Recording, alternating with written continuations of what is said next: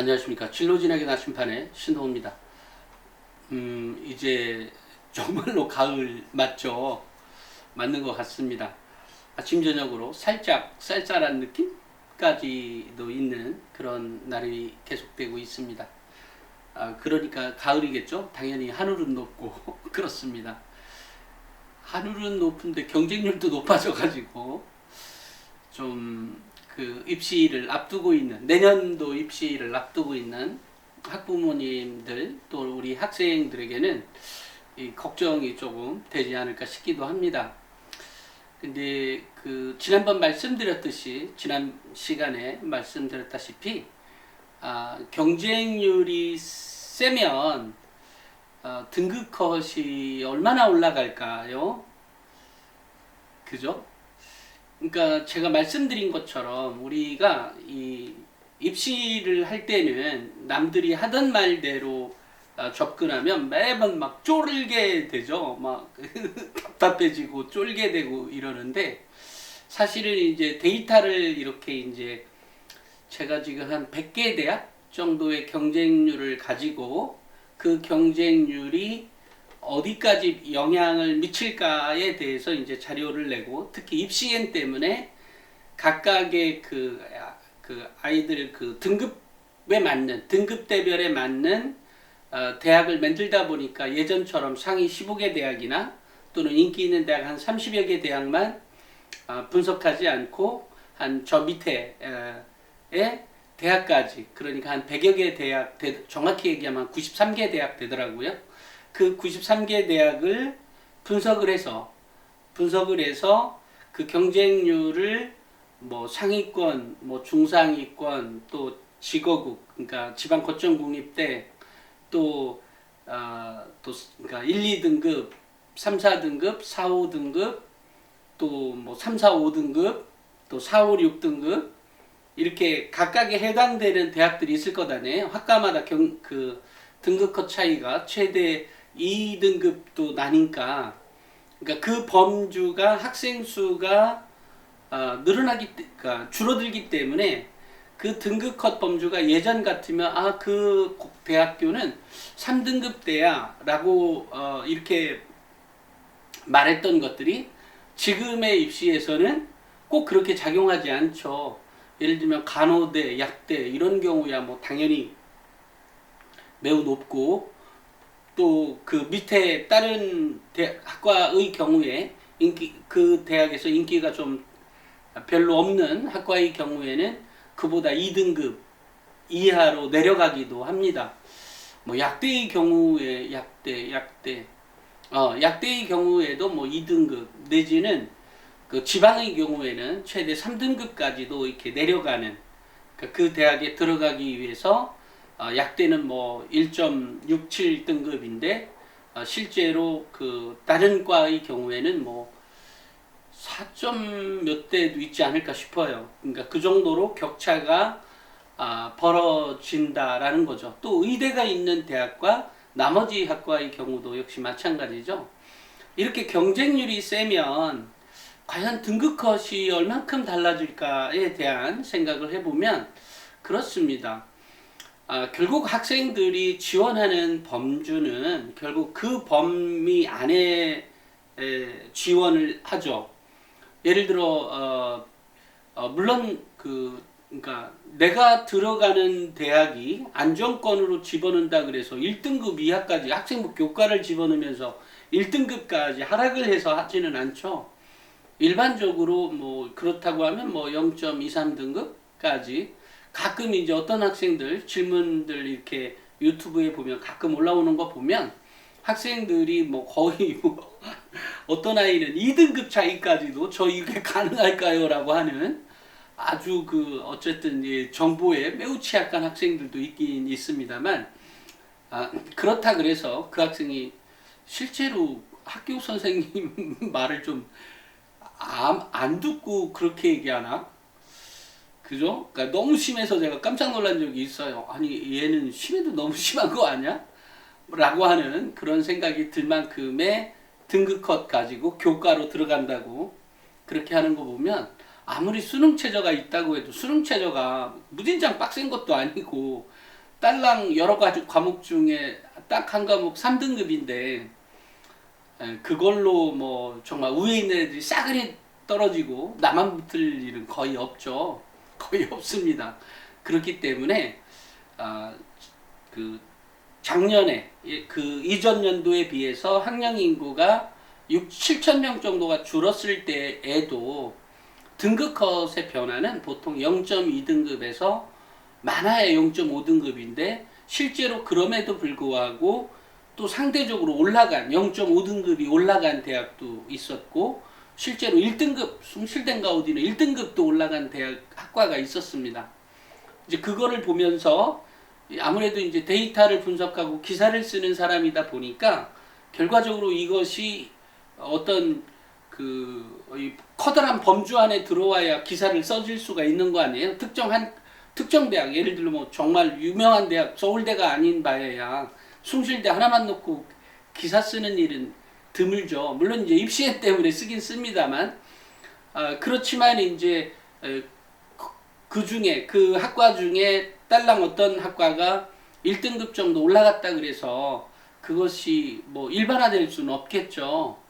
그러니까 그런 의미에서 본다면 결국은 0.2등급 정도 하락한다고 했지만 거의 비슷한 등급대의 그 이전 연도와 비슷한 등급대의 합격률을 합격 등급을 보였다.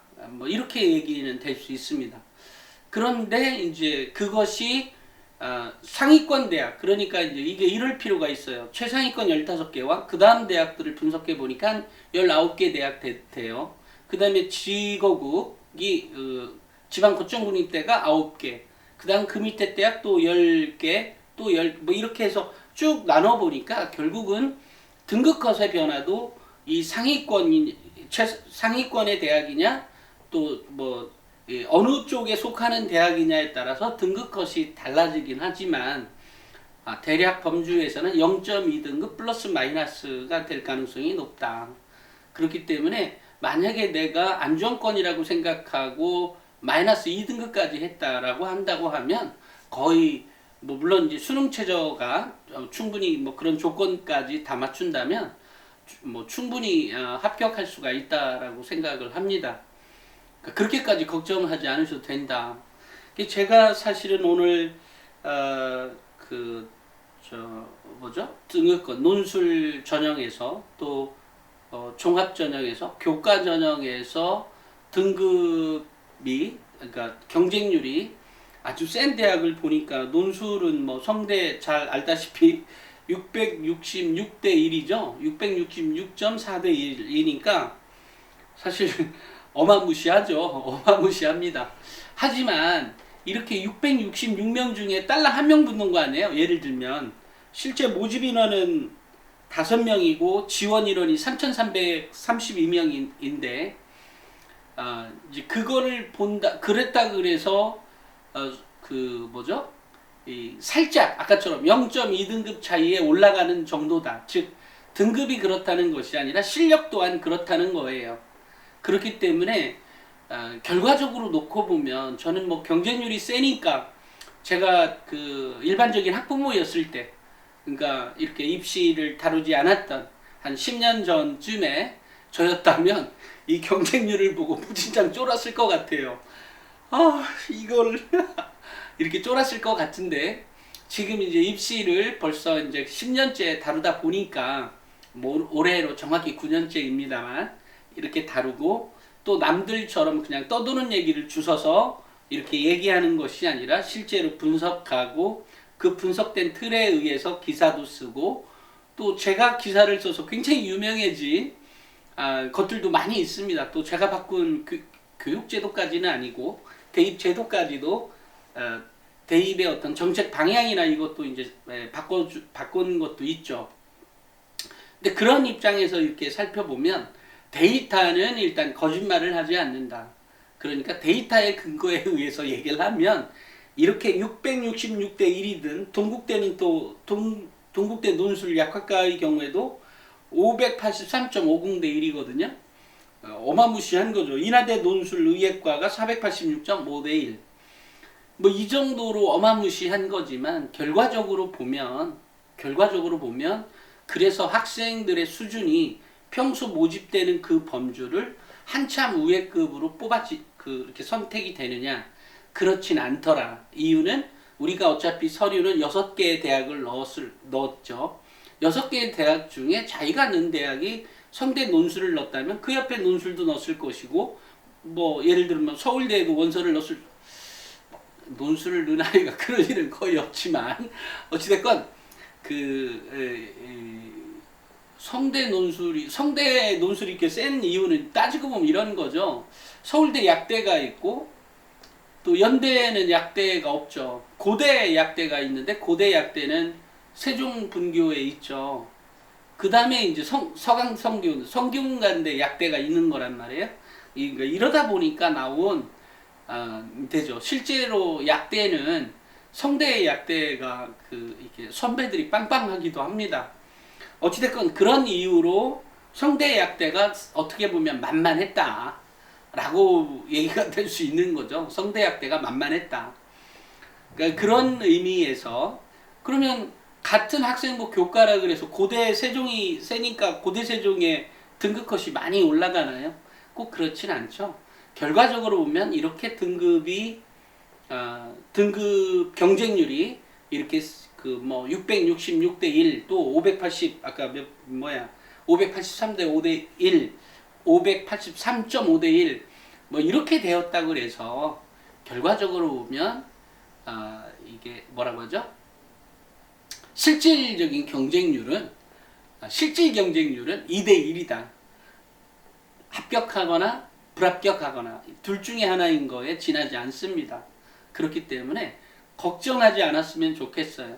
그런데 이제 우리 인간은 보통 이렇게 이제 눈에 들어오는 자극적인 거가 있기 때문에, 결국 제가 지난 시간에도 말씀드렸다시피 학교의 어떤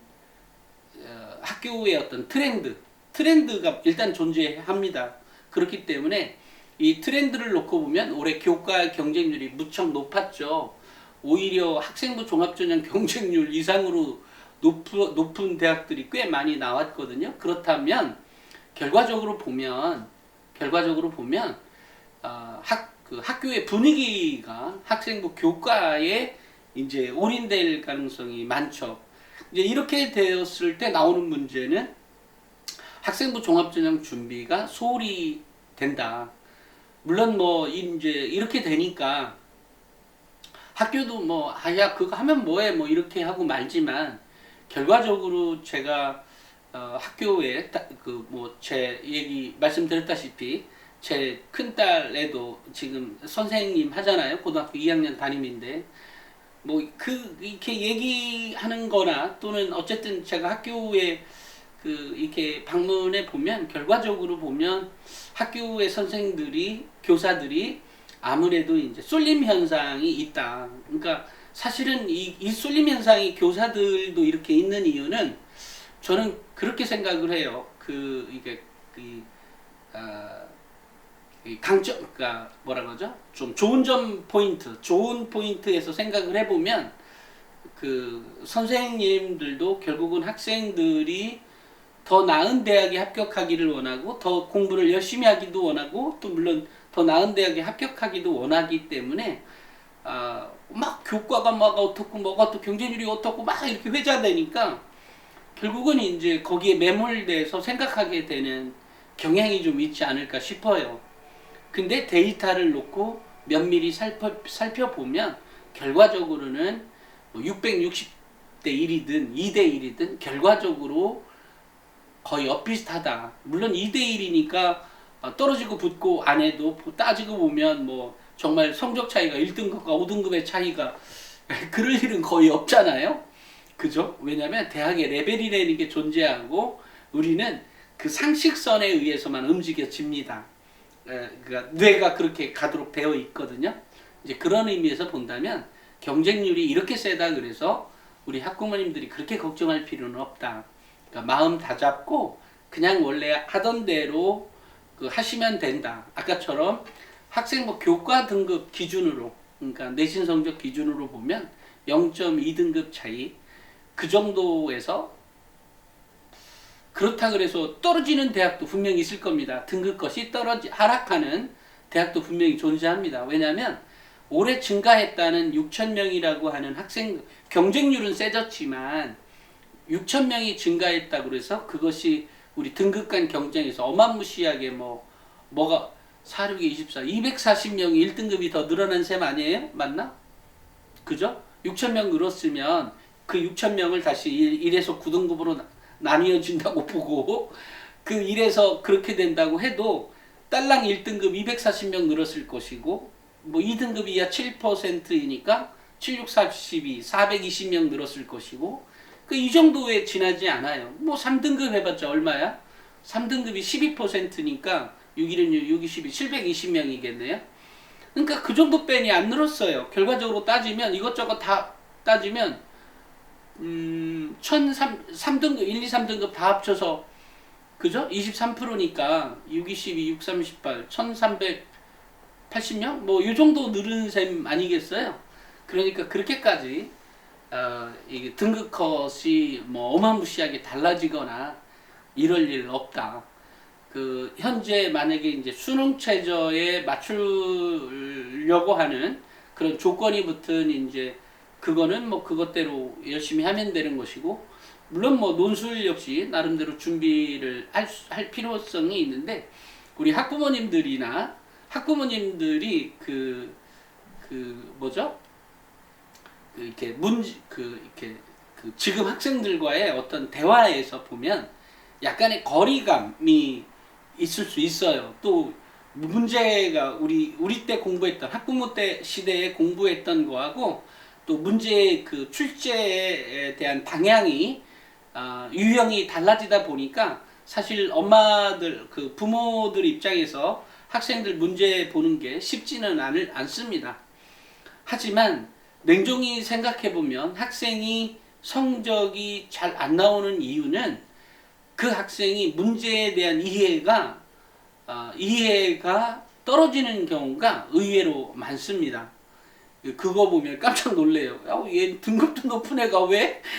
그런 생각이 들 만큼 그런 게 있어요. 근데 그런 의미에서 보면 진중하게 공부하는 습관을 갖는 방법도 좀 필요하고 이러다 보니까 제가 이제 공부 방법에 대한 얘기도 하고 막 이것저것 얘기하는 이유가 분명히 이 애는 충분히 알만한 아이이고 충분히 이게 점수가 훨씬 더 올라와야 되는데 왜 안 올라올까를 생각해 보면 그 문제의 원인이 보통 알고 있듯이 얘가 공부 안 해서 나왔던 문제가 아니라 공부는 하고 있음에도 또 다른 차원의 문제가 존재한다. 그것이 뭐 독해력이 됐든 문해력이 됐든 또 배경 지식이 됐든 이런 문제에서 나오는 게 의외로 많더라라는 생각을 합니다.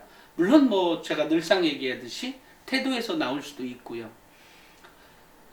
제가 그 지난번 영상을 찍고 나서 그 경쟁률에 대해서 우리 학부모님들이 생각보다 제가 생각했던 것보다는 훨씬 더 많이 걱정들을 하고 계시고 또 그 걱정이 자꾸 왜 생각하게 되면 자꾸 왜 더 불안해지잖아요.